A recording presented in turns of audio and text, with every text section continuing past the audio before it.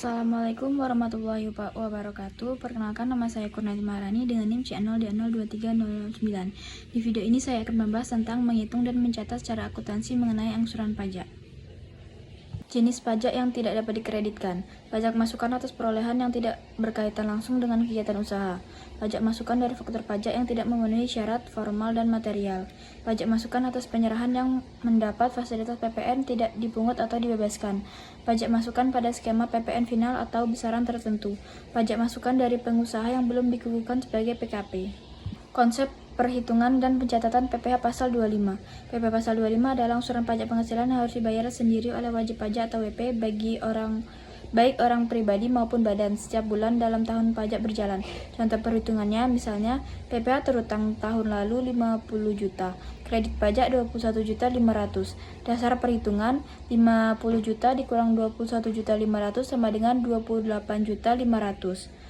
Angsuran per bulan 28.500.000 dibagi 12 sama dengan 2.375.000. Jika wajib pajak baru terdaftar, maka angsuran PPh Pasal 25 biasanya nihil pada tahun pertama.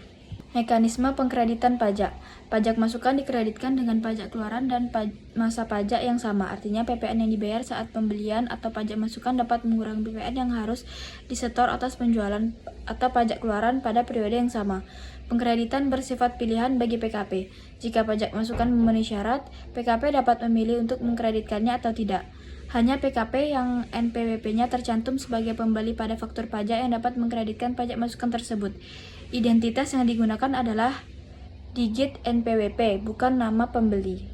Kesimpulannya, berdasarkan pembahasan mengenai perhitungan dan pencatatan akuntansi angsuran pajak penghasilan atau PPh Pasal 25, dapat disimpulkan bahwa angsuran PPh Pasal 25 merupakan kewajiban pembayaran pajak secara cicilan bulanan yang dihitung berdasarkan SPT tahunan PPT tahun sebelumnya setelah dikurangi kredit pajak yang telah dibayar.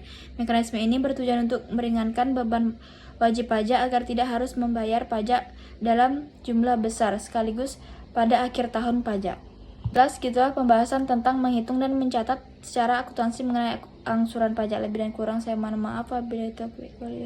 Wassalamualaikum warahmatullahi wabarakatuh.